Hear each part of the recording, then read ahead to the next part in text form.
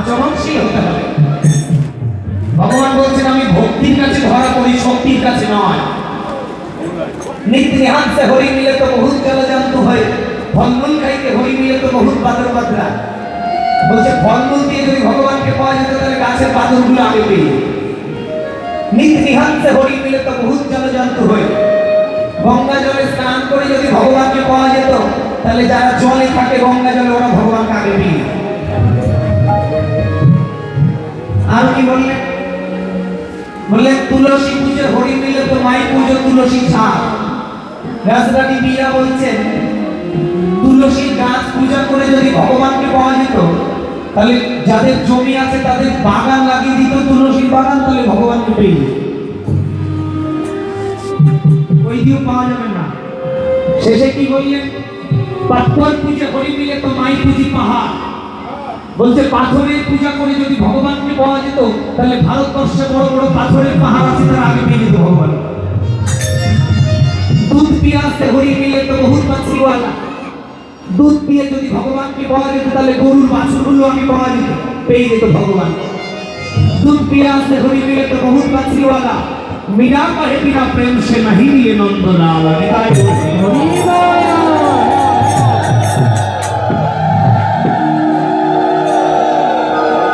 मीरा की बोलिए मीरा कहे बिना प्रेम से नहीं लिए नंदलाल। धर्मटा खूब सूक्ष्म जिनिस। আমার প্রেমের ঠাকুর নরোত্তম দাস নিত্যানন্দের দ্বিতীয় কলেবর প্রেমের অবতার। তিনি কি বললেন বৈষ্ণব বন্দনায়? শ্রী গুরু চরণ পদ্ম কেবলি ভক্তি সদ্ম বন্দে মই সাবধান মতে। বৈষ্ণব বন্দনা লিখলেন শ্রী গুরু চরণ পদ্ম কেবলি ভক্তি সদ্ম বন্দে মই সাবধান মতে। হে মানুষ, তোমরা সব জায়গায় গিয়ে ফাজলামো করবা, সব জায়গায় গিয়ে গল্প করবা, আন কথা বলবা, কিন্তু কোন সাধু বাজারে গিয়ে ফাজলামো করো না। কেন? পৃথিবীর সবচাইতে বড় অপরাধ হচ্ছে বৈষ্ণব অপরাধ। এই জন্য খুব সাবধান। সাধুদের বলছেন সাবধান থাকো। কেন? ও মায়েরা, কীর্তন শুনতে আসলে তিনটি উপকার হয়। কি কি? নামের কৃপা হয়, ধামের কৃপা হয়। ও মায়েরা একটু শুনবেন।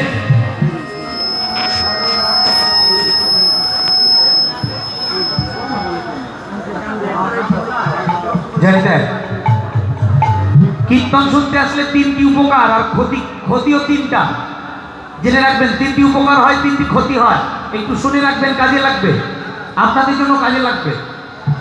আমি জানি অনেক দূর দূরান্ত থেকে এসেছেন, একটু আস্বাদন করবেন। তিনটি উপকার কি কি? কীর্তন শুনলে তিনটি উপকার পাওয়া যায়। এক নম্বর হলো, আপনি যেখানে এসেছেন আপনার যদি মনে করেন মানে আপনাদের জন্য একটা ভালো একটা জায়গা। কেন?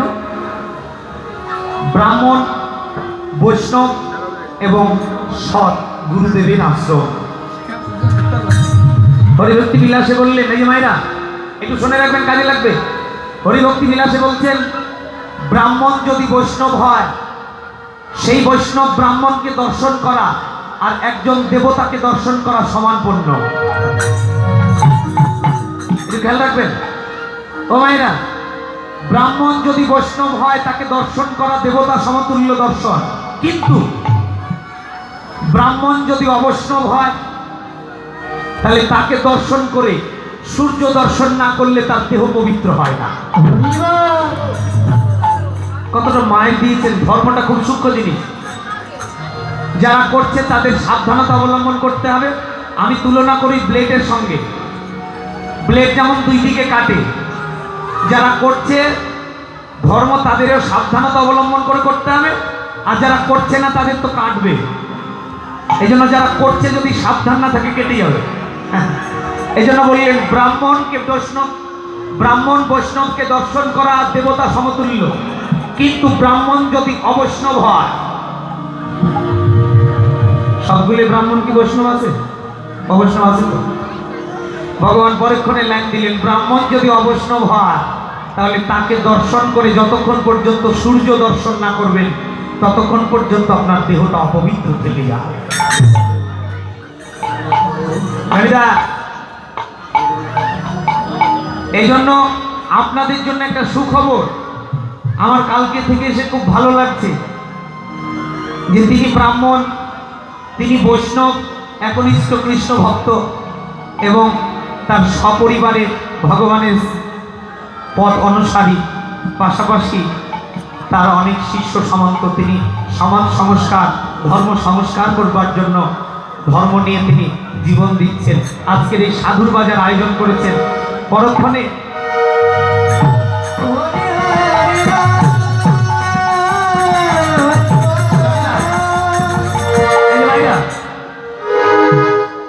এই জায়গাটা যাদের গুরুদেব, যারা গুরুর বাড়ি এসেছেন তারা একটু শুনে নিন। যারা গুরুর বাড়ি এসেছেন তাদের ধামটা হলো গুরুর ধাম। এটা হলো গুরুদেবের ধাম। বৃন্দাবনে বসবাস করা আর গুরুদেবের ধামে বসবাস করা সমান। এই জন্য আপনারা গুরুর ধামে এসে যদি আন চিন্তা, আন কথা বললেন তাহলে ধাম অপরাধ হবে। আপনি মনে করবেন না আমি যা তা কথা বলে চলে যাব আসরে, আমার কোনো কিছু লেখা হবে না। চিত্রগুপ্ত লিখছে, সাবধান, এটা সাধুর বাজার। যাদের গুরুদেব নয়, যারা পাড়ার মানুষ, যারা বাইরে থেকে ভক্তবৃন্দ এসেছেন, ভগবান বললেন যেখানে আমার ঘটি স্থাপন হয়, যেখানে লীলা কীর্তন হয়, যেখানে রাধা গোবিন্দের গুণকীর্তন হয়, সেটা বৃন্দাবন ধাম হয়ে যায়। ওই ধামে কেউ আন কথা বললে তার ধাম অপরাধ হয়ে যায়।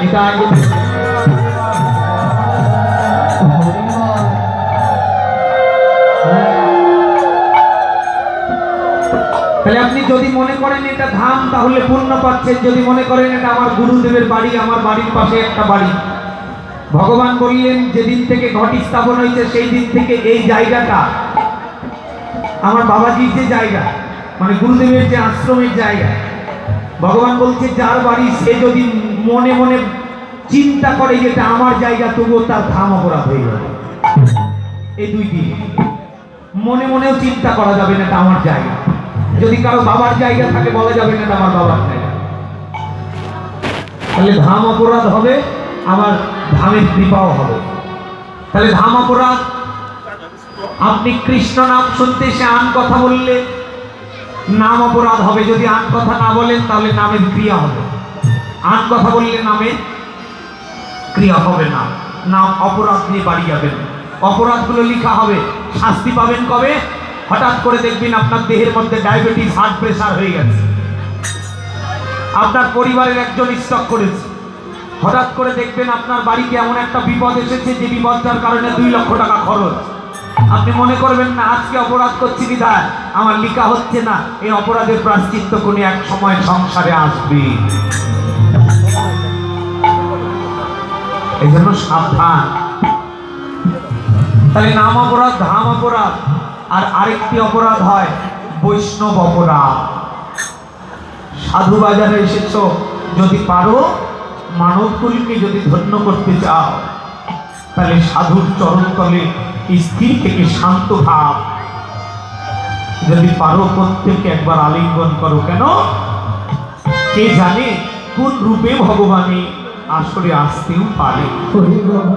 এই জন্য প্রত্যেক বৈষ্ণবের বাজারে গিয়ে যদি পারো আলিঙ্গন করো আর বৈষ্ণবের কাছে বলো, হে বৈষ্ণব আমি জগতে অনেক বড় অপরাধী, কৃপা করে আমাকে চরণ ধুলি দেবে। মাখতে থাকো, মাখতে মাখতে কোনো একটা সময় বৈষ্ণবের কৃপা হলে ভগবানের কৃপা হয়ে যাবে। আর যদি এখানে এসে শুধুমাত্র খিচুড়ি খেয়ে চলে যাও, তুমি গল্প করো, ওই গল্পের দ্বারা যদি তোমার পাশের জনের কীর্তন শোনা ব্যাঘাত ঘটে, ভগবান বলছেন এই প্রায়শ্চিত্ত তোমার সংসারে আসবে। নিতাই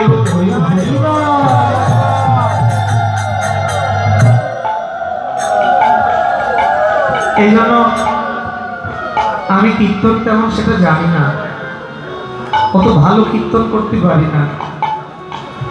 তবে আমার বাবাজি, আপনারা সাধুগুরু বৈষ্ণব বৈষ্ণবা আমাকে চরণধুলি দিয়ে যতটুকু আশীর্বাদ করবেন ঠিক ততটুকুই হয়তো আমার বদনদার ভগবান কিঞ্চিত পরিমাণ বলবেন।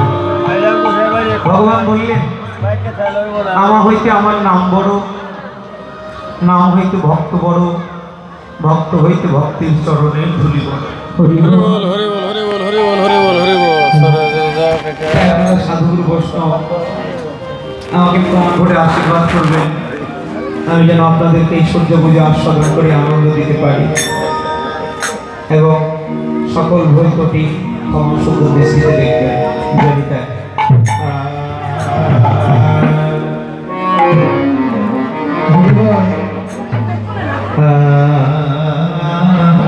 মাইক অপারেটর দাদা একটু চেষ্টা করো ভাই, যতটা তোমার হাত আছে। মাইকের টোনটা খুব একটা ভালো না, তুমি চেষ্টা করো যতটা ভালো করা যায়।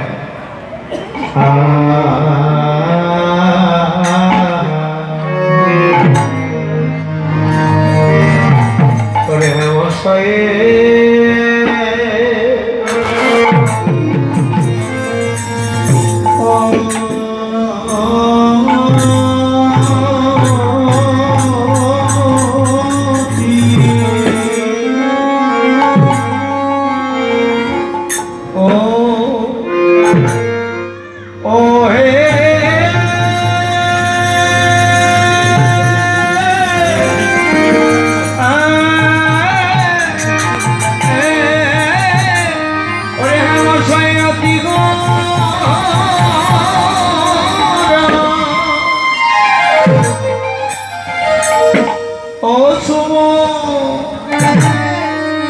সমুদ্র হাসো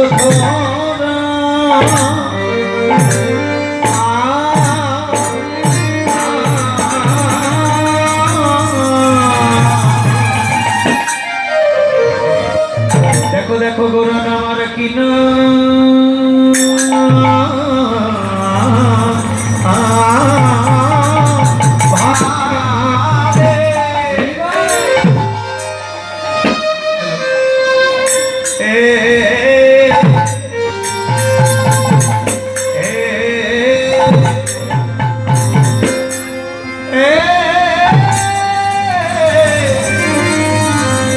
কিনা ভাবে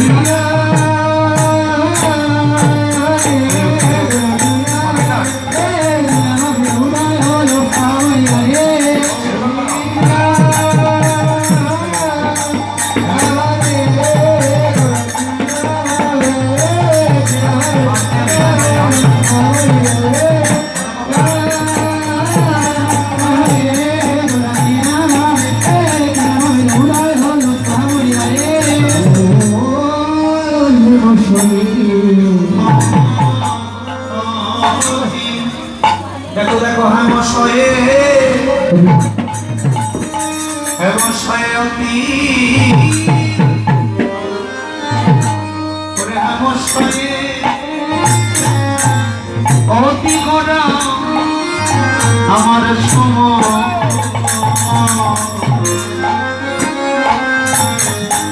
আমার গোড়ার সমধর হাস্য করা হরিবা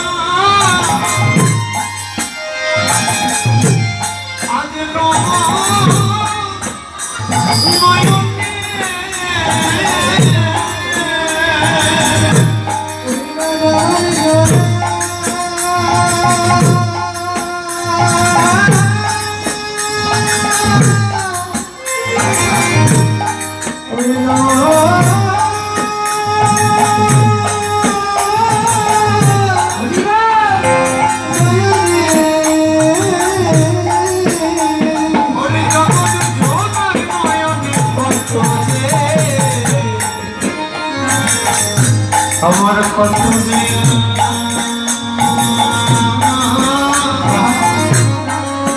আনন্দ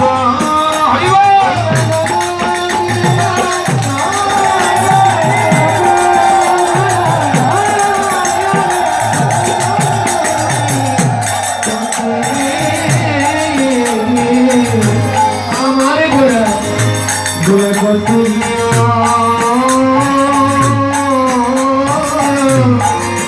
Oh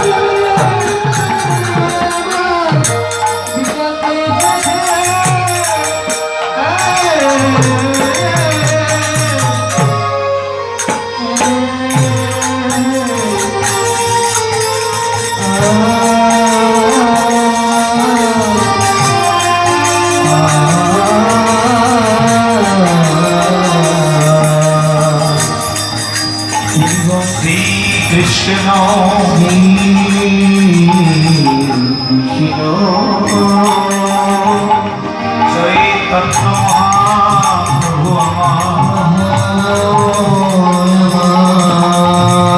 আদরের দুলালিয়া কৃষ্ণ প্রিয়ার প্রণভ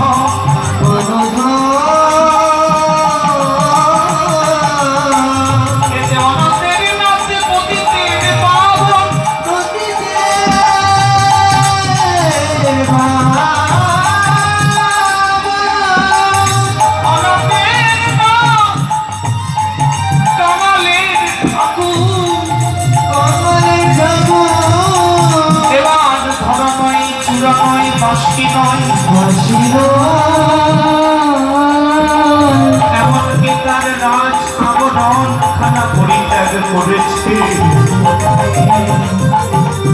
হাতে নিয়েছেন জিনিস শিক্ষার জন্য হরি নামের মালা, কৃষ্ণ নামের মালা।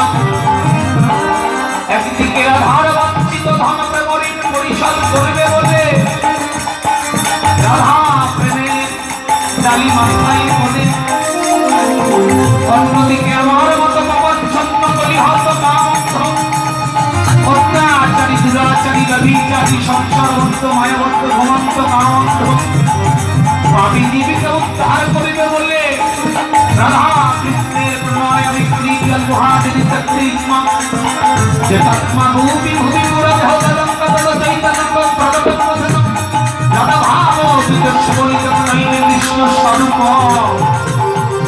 গোরা রূপে অবতীর্ণ ব্রজেন্দ্র নন্দন নবদ্বীপ হলো রে ভাই একটা নতুন বৃন্দাবন। আজকে রে তোর বৃন্দাবনে আইনে ছুটে আয়, ওই দেখি গোলকের ধন যুগল রতন কোন মিলিছে মিলিছে নদিয়ায়, তোরা কে দেখবি আর দেখার সময় বয়ে যায়, সোনার মানুষ বিরাজ করে এখন সোনার সোনার নদী আইন দায়গণ হলো।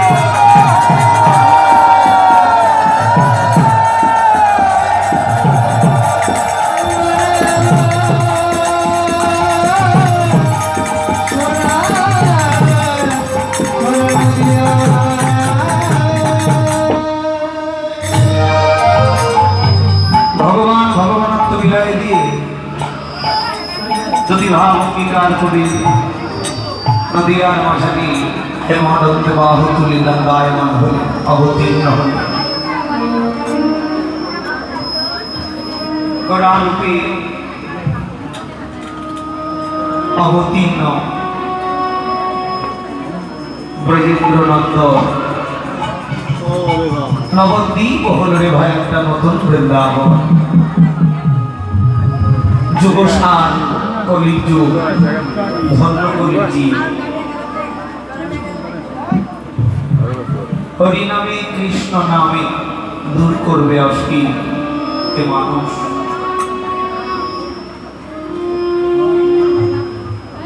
পাইয়া মনুষ্য জন্ম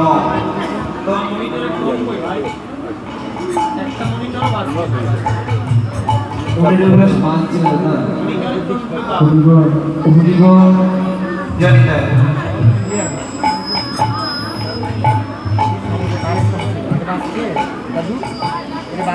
हेलो जनिता ना तुम्हारा ये बादे मुनिकर वास्ते मुनिकर तो जो आपन করতে মনে করতে দাদা जनिता जनिता माधव परिवार পাইয়া মনুষ্য জন্ম যে না শুনে গৌর গুণ তার জন্ম জ্ঞান নীতি ফলে ঘুরিব প্রেমিক ঠাকুর নরোত্তম দাস আমার গৌরের গুণগান বর্ণনা করতে গিয়ে বললেন, হে মানুষ মানুষ বলে জন্মেছ কিন্তু গৌরকে চিনল না যারা গৌরের প্রেম রস আস্বাদন করিল না, মানব বলে জন্মে যারা গৌর বলে মানব কুলের জন্যে যারা গৌরী হরিনাম সংকীর্তনে মাতোয়ারা হলো না, ভগবান বললেন তারা কি করেছে জানো? পাইয়া অমৃতের ধুনি, পিয়ে বিষে গর্ত পানি, জন্মে আসে কেন নাকি মইল। পাইয়া অমৃতের ধুনি, অমৃত বাদ দিয়ে যারা বিষ খায়, ঠিক তেমনি আমার গৌরকে বাদ দিয়ে, গৌরকে না চিনে যারা অন্ন ভজনা করছেন, পাইয়া অমৃতের ধ্বনি পিয়ে বিষে গর্ত পানি, জন্মে আসে কেন নাহি মইল। জন্ম মাত্র যদি তার মরণ হয়ে যেত, ভগবান বললেন যদি জন্ম মাত্র মরণ হয়ে যেত তাহলে আমার মতো পাপীর দ্বারা জগতে এত পাপ কার্য হতো না। গৌরী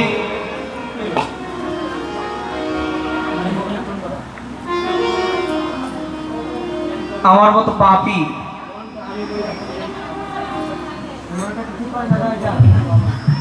আমার মতো পাপীর দ্বারা এই জগতে এত পাপ কার্য হতো না। এমনই প্রেমের ঠাকুর, দয়াময় প্রেমময়, অনার্পিত চরিং চিরাত করুণ অবতীর্ণ করো। এত করুণাময়, এত দয়াময়, এত প্রেমময় আর কখনো পৃথিবীতে আসেনি, আর কখনো আসবেও না। প্রত্যেকটা যুগে যুগে ভগবান পৃথিবীর বুকে আসে কেন? ভগবান তার সৃষ্টিকে রক্ষা করবার জন্য পৃথিবীতে আসেন। প্রত্যেকটা বার ভগবান যখন আসে তখন রাজ পোশাক পরে আসে, কিন্তু কলিতে ভগবান এসেছে তার ব্যতিক্রম। প্রত্যেকটা বার রাজ পোশাক পরে আসে, কলির ভগবান এসেছেন একেবারে ভিখারি বেশে, বাগানের বেশে।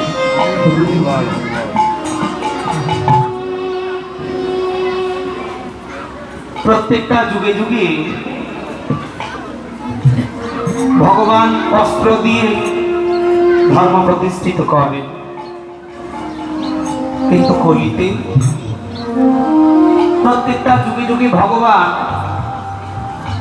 অস্ত্র দিয়ে শাসন করে এই পৃথিবীতে ধর্ম প্রতিষ্ঠিত করেন, কিন্তু কলি ভগবান এবার এবে কোন অস্ত্র না ধরিব, প্রাণিকারে না মারিব। এবার কি দিয়ে ধর্ম প্রতিষ্ঠিত করিল? অকাতরে অচঞ্চলে প্রেম দিয়ে মানুষের দ্বারে দ্বারে গিয়ে হাতে পায়ে ধরে রাধা প্রেম মাধুরী বিতরণ করে নিজেকে যে জগৎকে কাঁদিয়ে এই কলির পাপী পাপীকে উদ্ধার করলেন মহাপ্রভু। হরিবল হরিবল। তাই তো একজন নদী নাগরী কাঞ্চনাকে বলছেন বৈষ্ণবীরা, নদী নাগরী কাঞ্চনা রে, আমি সুরধনী গঙ্গা করলে দুপুরবেলা কাকে কলসি নিয়ে জল ভরতে গিয়ে আমি যে রূপটা দর্শন করলাম, হেমন শয় অতি গোড়া সুমধুর হাস থোড়া, জগৎ জন্মার নয় আনন্দ, এমনই গরু রূপ আমার। ও তবে যে দেখেছে সেই ভুলেছে, গৌরে লড়ে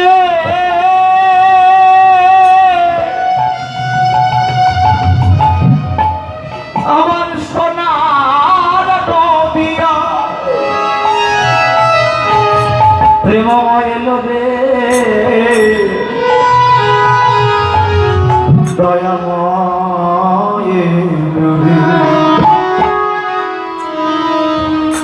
ও তবে যে দেখেছে সেই ভুলেছে, ও তার ঘরে থাকা হলো না, সোনার মানুষ বিরাজ করে সোনার নদিয়া, তোরা দেখবি আর দেখার সময় হয়ে যায়, এ দেখবি আর দেখার সময় হয়ে যায়। সোনার মানুষ বিরাজ করে সোনার নদিয়ায় রে, সোনার মানুষ বিরাজ করে সোনার নদিয়ায়। হইব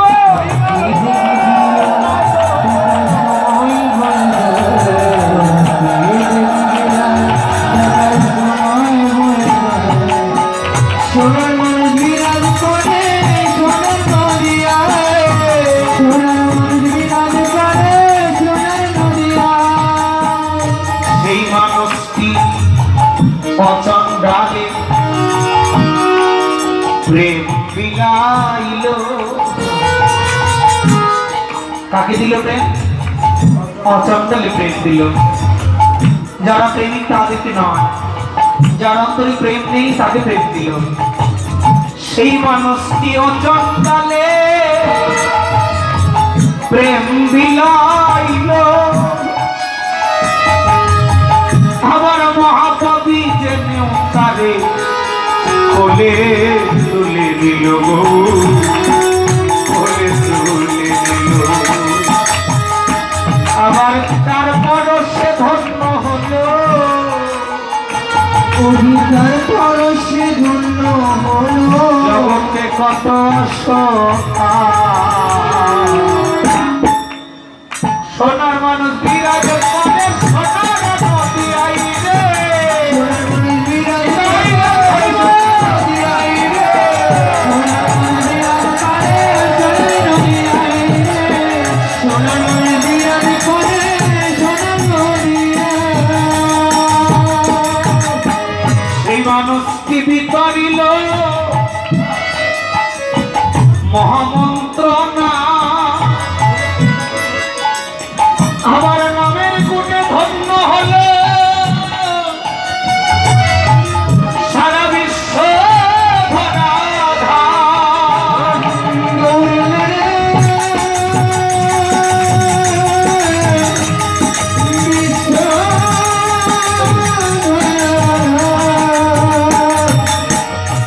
সেই মানুষটি বিতরিল মহামন্ত্র নাম, বিতরণ করল।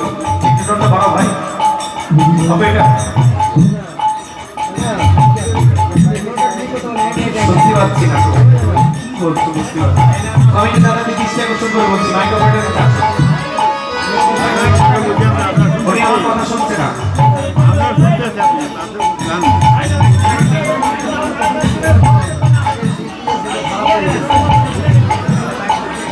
সেই মানুষটি বিতরিল মহামন্ত্র নাম, ওরে নামের গুণে ধন্য হলো সারা বিশ্ব ধরাধাম। আমার সে নিজে কাঁদিয়া সারা,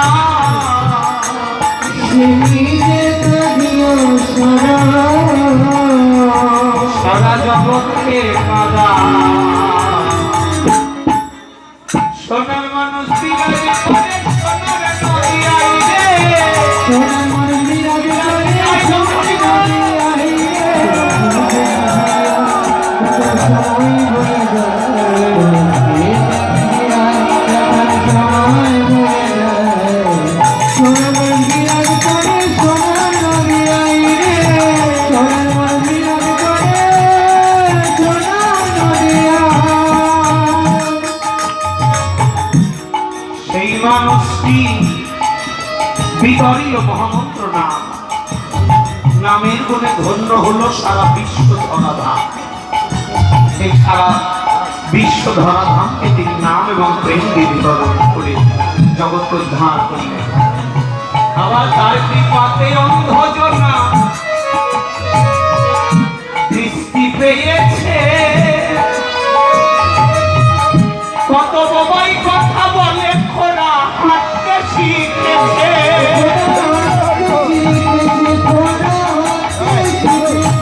আবার এমন দয়াল মানুষ তারে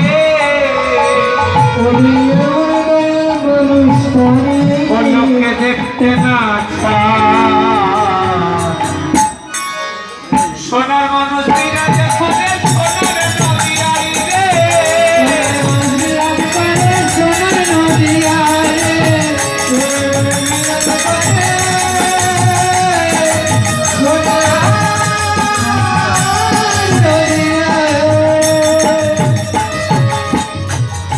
মানুষটি এত কিছু করলো, তার নামটা কি? মহাজন বললেন, সেই শ্যামকিশোর দাসকে বলে, সেই মানুষটির নাম সে ছিল নবদ্বীপে গোরাচা, ব্রজে হলো ঘন শ্যাম।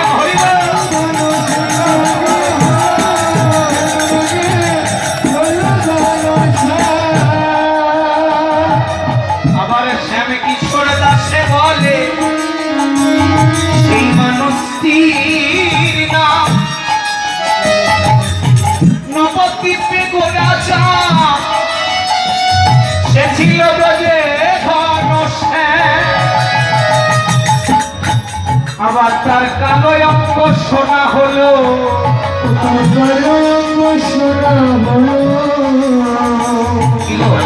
কৃষ্ণ কালো ছিল না, ও তার কালো অঙ্গ শোনা হলো। কার্তিবা এই তত্ত্বটি জানতে হবে। ও তার কালো অঙ্গ শোনা হলো, কালো অঙ্গ শোনা হলো শ্রী রাধার কৃপা। সোনার মানুষ সোনার দেখবি দেখার সময় বয়ে যায়, দেখবি দেখার সময় বয়ে যায়।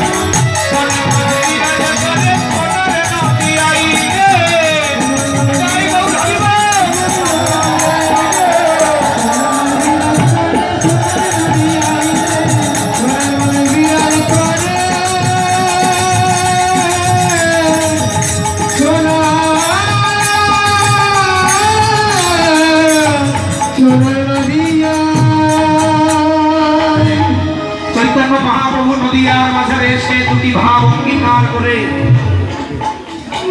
শ্রীমতী রাধারানীর প্রেমের ডালি মাথায় করে জগতের মানুষকে শুধুমাত্র প্রেম দিলেন। এই যে ভাইরা আছে গল্প নয়, সকল কিছু বাদ দিয়ে কেন প্রেমের ডালি মাথায় করলেন বাবা? কি এমন অভাবে পড়েছিল ভগবান? কি এমন অভাবে পড়েছিল যে ভগবান সবকিছু বাদ দিয়ে প্রেমের ডালি মাথায় করল?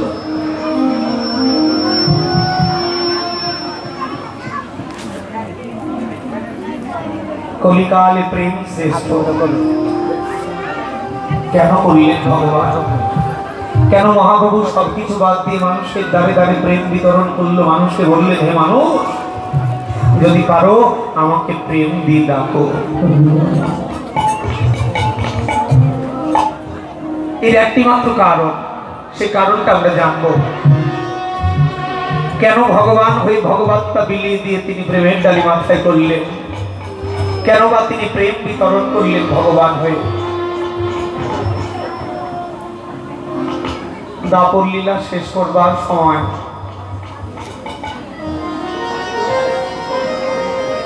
সবাইকে জানিয়ে দিলেন ভগবান শ্রীকৃষ্ণ, আমি আগত কলিকালে নদিয়ায় গিয়ে গৌর হব, সন্ন্যাস হব।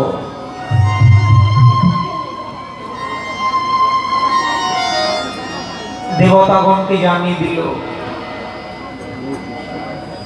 দেবতাগণের মধ্যে সবাইকে জানালেন ভগবান শ্রীকৃষ্ণ। দেবাদিদেব মহাদেবকে ডেকে বললেন, হে দেব, হে বৈষ্ণব শ্রেষ্ঠ, হে দেবাদিদেব মহাদেব, আমি আগত কলিকালে নদিয়ার মাঝারে গিয়ে সন্ন্যাস হব। আমি গোলক থেকে প্রেমধন, আমি গোলকের সব পদ হরিনাম সংকীর্তন দিয়ে আমি কলির পাপী জীবগুলোকে উদ্ধার করব।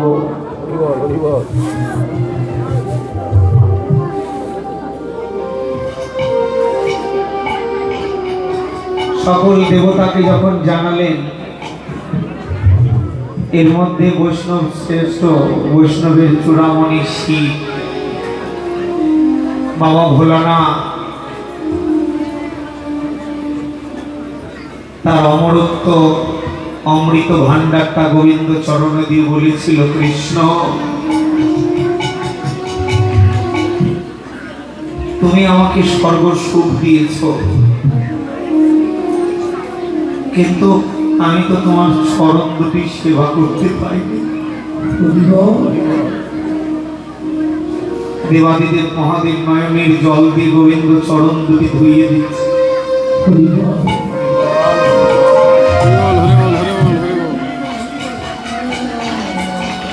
নয়নের জলে বলছে, হে কৃষ্ণ,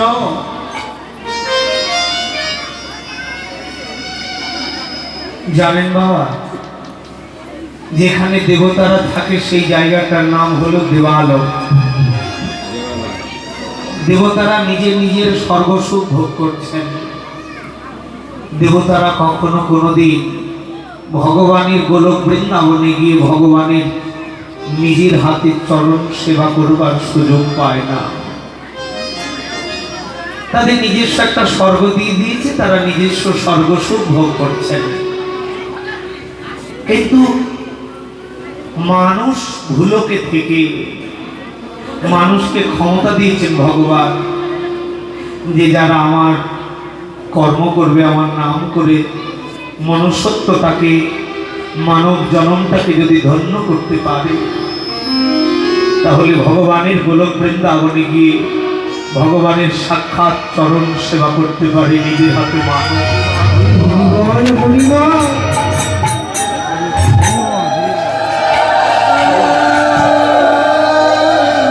এই জন্য শাস্ত্রে বললেন, মা, দেব দুর্লভ মানব জন্ম, দেবতাদের চাইতে দুর্লভ। যে মানব কুলে জন্মবার জন্য দেবতারা অনবরত কাঁদছে, হে মানুষ। হে গোবিন্দ, সকল দেবতাগণ কৃষ্ণের নিকটে এসে বলেছিল, কৃষ্ণ, এই নাও, তোমার অমৃত ভান্ডার আমাদের প্রয়োজন নেই, দাও, একবার ওই মানুষগুলি জন্ম দাও। দেবাদিদেব মহাদেব চিৎকার করে বলছে, গোবিন্দ, দাও, একবার ওই মানুষগুলি জন্ম দাও, যেগুলি জন্ম দিলে তোমার কৃষ্ণ নাম করব, তোমার বৈষ্ণবের সেবা করে তোমার গোলক বৃন্দাবনে গিয়ে তোমার দুটি চরণ সেবা করবার সুযোগ পাবো। তুমি দেবকুলে রেখেছো, আমাদের অমরত্ব প্রয়োজন নেই, নিয়ে নাও তোমার অমৃত ভান্ডার। নয়নের জলে কেঁদে কেঁদে ভগবান শ্রীকৃষ্ণের দুটি চরণ ধুইয়ে দিচ্ছেন দেবাদিদেব মহাদেব, বৈষ্ণব শ্রেষ্ঠ বৈষ্ণবের চূড়ামণি। কৃষ্ণ বললেন, ভোলানা, তুমি আমাকে নয়নের জল দিয়েছ, তুমি জানো না আমি জগতে কারো কাছে বিক্রি হই না, কিন্তু যদি কেউ আমার নয়নের জলে ডাকে, আমি ভগবান তার কাছে বিক্রি হই।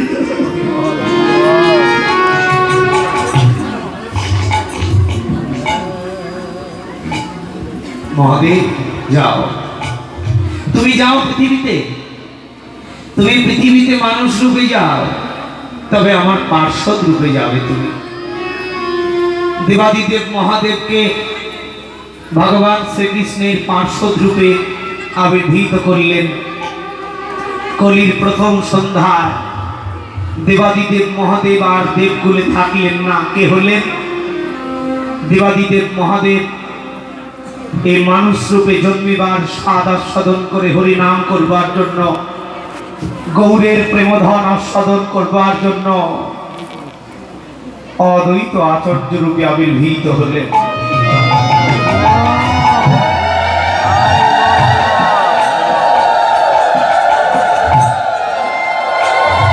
এদিকে নারদ মুনি বলছে, প্রভু, সারাটা জন্ম ধরে তোমার কৃষ্ণ নামের শুধু নাম গেয়ে গেলাম বিনা বাজিয়ে, কিন্তু স্বাদ মিটে নামের কি কত শক্তি, দাও তুমি আমাকে কলিকালে তোমার ওই ধরাতে তোমার সঙ্গে নিয়ে যাও। নারদমণি কাঁদলেন। নারদমণি পৃথিবীতে আসলেন শ্রীবাস আচার্য। দাদা বলরাম দূর থেকে শুনছিলেন দেবতারা মানুষ কুলে গেল, নারদমণি মানুষ কুলে গেল। দাদা বলরাম গোবিন্দের চরণ জড়িয়ে ধরে বলছে, কৃষ্ণ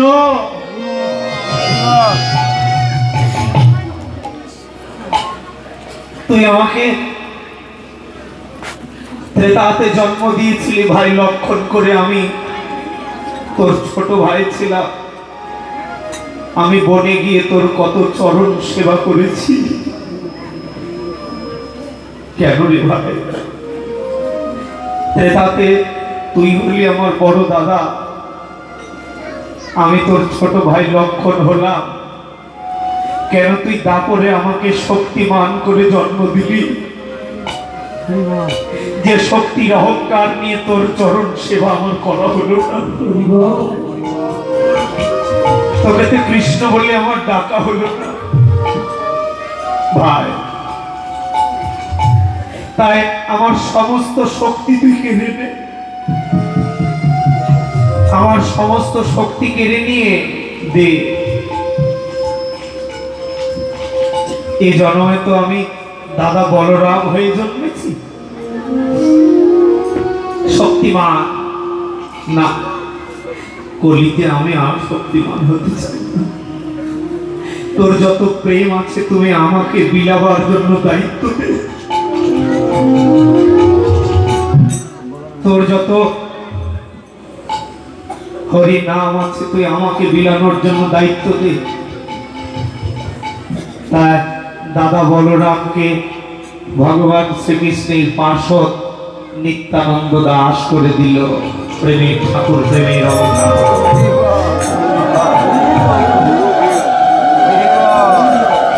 দাদা বলরাম হলো গীতা।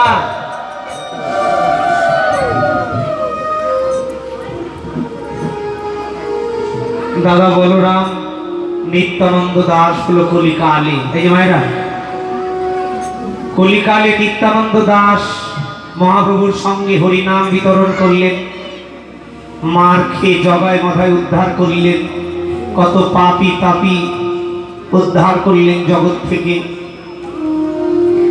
নিত্যানন্দ চলে গিয়ে সেই নিত্যানন্দের দ্বিতীয় কলেবর, নিত্যানন্দের সে আত্মা, নিত্যানন্দের সেই সত্তা আবার পৃথিবীতে এসেছেন। বাংলাদেশের রাজশাহী জেলায় গোদাগাড়ি থানায় অবস্থিত।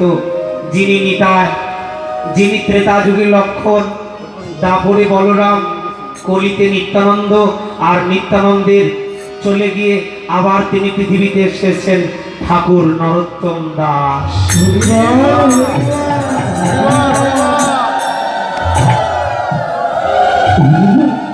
এই সেই ঠাকুর নরোত্তম দাস নিত্যানন্দের দ্বিতীয় কলেবর।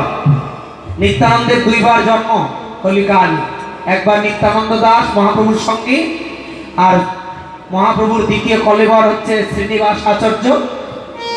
আর নিত্যানন্দের দ্বিতীয় কলেবর মানে যিনি নিত্যানন্দ তিনি নরোত্তম দাস। পৃথিবীর বুকে 5টি ধাম শ্রেষ্ঠ, তার মধ্যে বৃন্দাবন, নবদ্বীপ, মায়াপুর, জগন্নাথ আর খেতুরি ধাম। বৃন্দাবনে 3 রাত্রি যাপন করলে যে পুণ্য হয়, চাঁপাইনবাবগঞ্জ রাজশাহী জেলায় গোদাগাড়ি থানায় অবস্থিত সেই নরোত্তম দাসের ধামে 1 রাত্রি যাপন করলে বৃন্দাবনে 3 রাত্রি যাপন করা হয়। আপনারা যাবেন, এই সেই ঠাকুর নরোত্তম দাস, প্রেমের অবতার, প্রেমের ঠাকুর। প্রেম দিল, রাজপুত্র হয়ে জন্মে সমস্ত প্রেমের ডালি মাথায় করে জগতে। এই যে বাবা, আজকে যে কীর্তনগুলো আমরা গাইছি, কীর্তনের জন্মদাতা যিনি পূর্ব এবং পশ্চিম বাংলায় কীর্তনের আবির্ভাব, তিনি তো সমস্ত সুরের অধিকারী, রাগ রাগিনী, তিনি তো সব প্রচার করলেন পৃথিবীতে। আজকে কীর্তন শুনছি আমরা, কীর্তন গাইছি, ঠাকুর নরোত্তম দাসের, এবং যে বাংলা ভাষার জন্ম দিলেন, সংস্কৃতকে বাংলায় পরিণত করলেন চৈতন্য মহাপ্রভু। অদ্বৈত ঠাকুর, বাবা ভোলানাথ অদ্বৈত ঠাকুর হলেন, হয়ে জগৎকে শিক্ষা দিচ্ছেন। এই যে মায়েরা, জগৎকে শিক্ষা দিচ্ছেন, হে মানুষ দেখো তোমরা শিখে নাও। অদ্বৈত আচার্যকে যখন মহাপ্রভু পাঠালেন, ভগবান শ্রীকৃষ্ণ পাঠালেন, অদ্বৈত আচার্য মহাপ্রভুর 55 বছর আগে পৃথিবীতে এসেছেন, অর্থাৎ তার বাবার বয়স হয়েছে।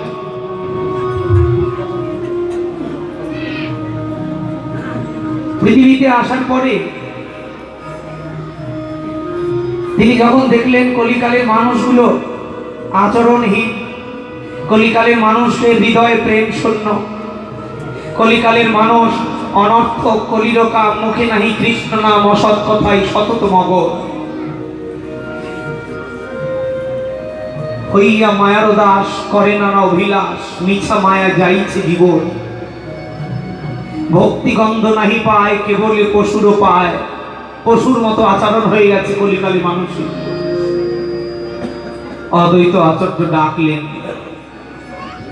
মহাপ্রভুকে, এসো প্রভু, তুমি এসে এই কলিকালের মানুষকে উদ্ধার করো। অদ্বৈত আচার্য ডাকলেন বটে বাবা, কিন্তু প্রথম ডাকে ভগবান সাড়া দিলেন না। যখনই সাড়া দিলেন না, অদ্বৈত আচার্য এতবার ডাকলেন ভগবানকে, সেই ডাকে যখন সাড়া দিলেন না, তখন ছুটে গেলেন তার গুরুদেব মাধবেন্দ্র পুরীর সন্নিকটে। গুরুদেব, প্রভু আমি কি এমন অপরাধ করেছি, কোন অপরাধের দায়ে আমাকে পাঠালো, কিন্তু আমাকে ডাকার দায়িত্ব দিল, কিন্তু আমার ডাক কেন ভগবানের কর্ণে পৌঁছছে না? এই যে মায়েরা একটু শুনবেন, আস্বাদন করবেন, অনেক শিক্ষা রয়েছে। পৃথিবীতে যদি ডাকতে হয়, তাহলে ডাকটা কোথায় গিয়ে শিখতে হবে, কি নিয়মে ডাকতে হবে, মহাপ্রভু প্রথমেই অদ্বৈত আচার্যকে দিয়ে শিখিয়ে দিলেন।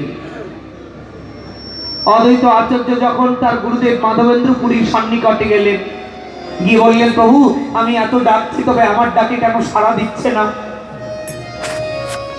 মাধবেন্দ্র পুরী বললেন, অদ্বৈত তোমার দুটো ভুল হয়ে গেছে ডাকাতে। সে ভুলগুলো কি, একটু আস্বাদন করো। অদ্বৈত তুমি ডেকেছো, তুমি যখন গৌরকে ডেকেছো, তোমার হৃদয়ে অহংকার ছিল যে আমি গৌরকে ডাকলে আসবে, আমাকে ডাকার জন্য পাঠিয়েছে, আমি একমাত্র ডাকার মালিক, এই পৃথিবীতে আর কেউ ডাকলে আসবে না, গৌর আমার ডাকেই আসবে। এই যে তোমার মনে অহংকার। তুমি জানো না, তোমাকে দিয়ে এই পৃথিবীতে, তুমি জানো না এবারে আসছে হনার পিতচরি চিরাত করুণা অবতীর্ণ করব। তুমি জানো না কলির অবতার ধর্মপ্রবর্তক, কলির দয়াময় প্রেমময় আসছে, তুমি জানো না? অদ্বৈত, কলিতে ভগবান একমাত্র প্রেম ছাড়া কারো ডাক তার কর্ণে পৌঁছবে না। তা ডাকতে যদি হয় তাহলে প্রেম দিয়ে ডাকো। তুমি প্রেম দিয়ে ডাকোনি, নয়নের জল দিয়ে ডাকুনি অদ্বৈত, এক নম্বর ভুল। আর দ্বিতীয় ভুল করেছো, তুমি ভগবানকে ডেকেছো, তুমি দীক্ষা গ্রহণ না করে গৌরকে ডেকেছো, তুমি গুরুচরণ আশ্রয় না করে গৌরকে ডেকেছো। তুমি জানো না, তুমি যদি অদীক্ষিত হয়ে ডাকো, তাহলে পৃথিবীতে আর কখনো কেউ গুরুর চরণে যাবে না। নিতাই গৌর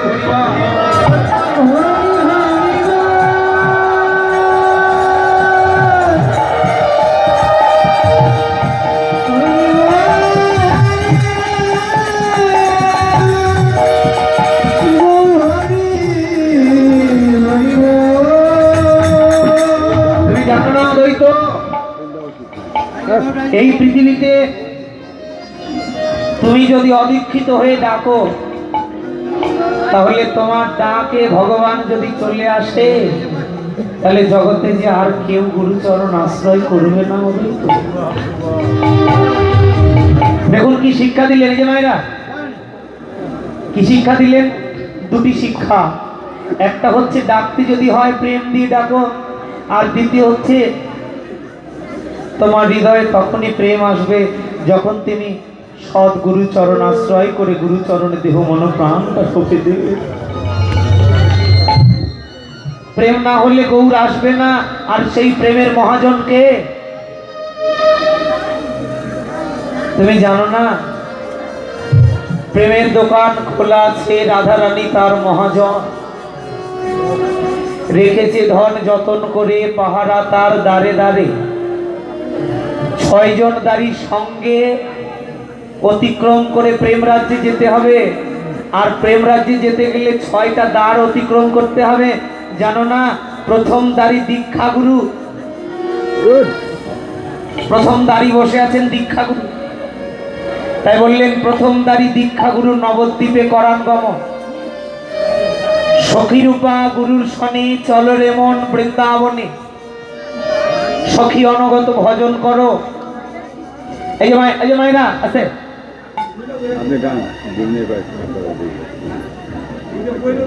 জানিদা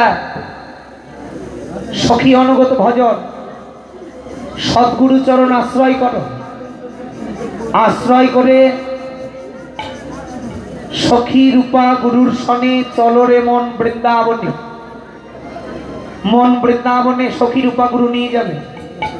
এই যে আপনাদের যেদিন দীক্ষা দিয়েছিল সেই দিন প্রত্যেককে বলে দিয়েছিল তুমি কোন সখীর অন্তর্গত, কোন সখীর অন্তর্গত তুমি। সেই সখী রূপা গুরুর শনে চলো রে মন বৃন্দাবনে। সখীদের কৃপা হলে রাধারানীর কৃপা হবে, আর রাধারানীর কৃপা হলে গুরু কৃপা হবে, গুরু কৃপা হলে পাবে ব্রজের প্রেমধন।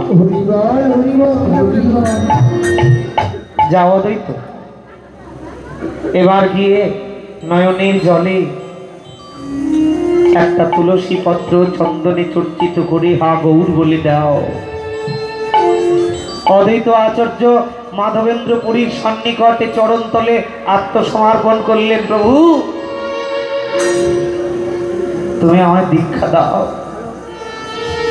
অদ্বৈত আচার্য যখন মাধবেন্দ্র পুরীর কাছে দীক্ষা নিলেন, দীক্ষা নেওয়া মাত্র তার অন্তরে গদগদ হলো, তার হৃদয়ে প্রেম আসলো, নয়নে অশ্রু বিগলিত হলো। যখনই দীক্ষা মন্ত্রে কাজ করলো, মাধবেন্দ্র পুরী বললেন, অদ্বৈত তুমি দীক্ষা নেওয়া মাত্র তোমার হৃদয়ে প্রেম এসেছি, যাও তুমি এবার গিয়ে গঙ্গা তটে নয়ন জল আর তুলসী পাতা দিয়ে তুমি গৌরকে ডাকো।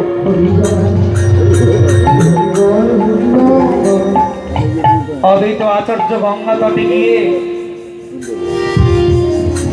একটা তুলসী পত্র চন্দনে চর্চিত করে নয়নের জলে হা গৌর প্রাণ গৌর বলে, গৌরে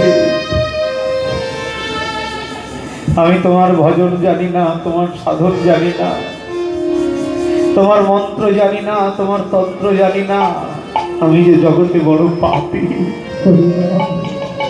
হে দয়াময়, একটা তুলসী পাতা চন্দনে চর্চিত করে গৌরের চরণে নয়ন জল দিয়ে গঙ্গা জলে দিল। সেখান থেকে পাশের ঘাটে সতী মাতা স্নান করছিলেন। সেই তুলসী পাতা সতী মাতার গর্ভদেশে গিয়ে আমার মহাপ্রভুর আবির্ভাব হলো প্রেমের ঠাকুর। জয় শ্রীমান চৈতন্য মহাপ্রভু কি।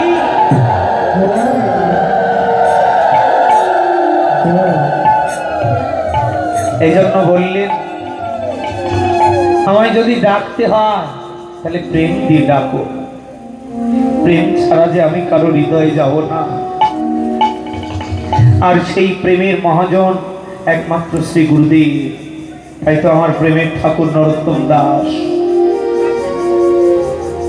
কলিজীবের উদ্দেশ্যে লিখলেন, হে মানুষ, যদি তোমরা প্রেম পেতে চাও তাহলে একবার গুরুচরণে আত্মসমর্পণ করে বলো। প্রেমের ঠাকুর নরোত্তম দাস রাজশোক ত্যাগ করে লোকনাথ গোস্বামীর কাছে দীক্ষা নিবার জন্য চলে গেলেন। সেই রাজশাহী থেকে বৃন্দাবন হেঁটে গেলেন। কোথায় রাজশাহী আর কোথায় বৃন্দাবন?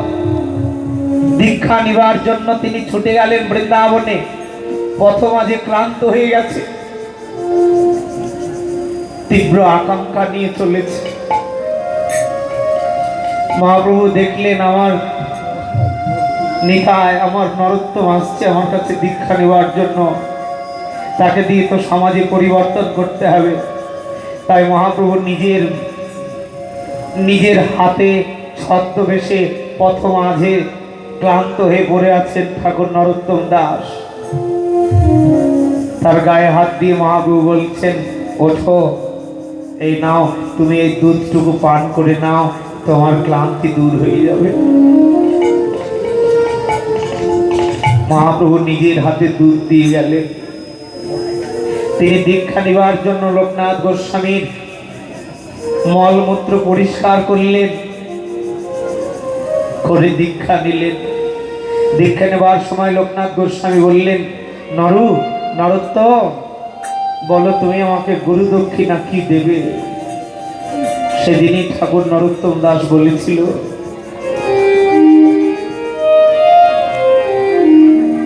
আমি কি দেব, কি দেব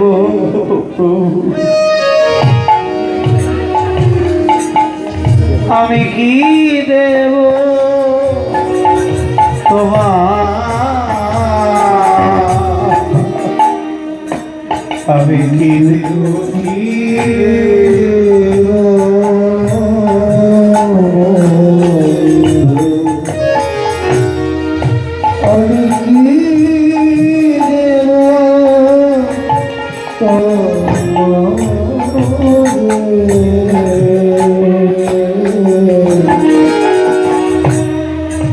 আমি যে ধন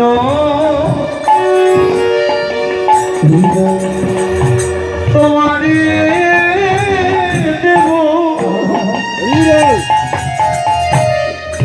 প্রভুর সেই ধন তুমি, আমি যে ধন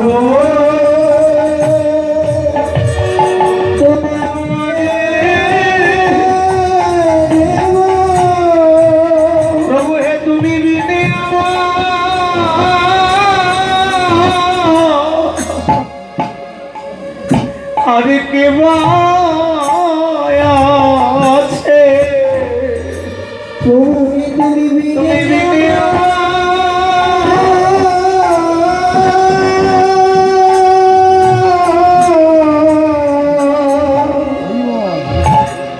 আরে কে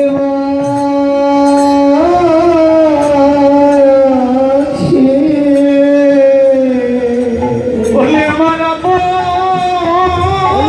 বলতে,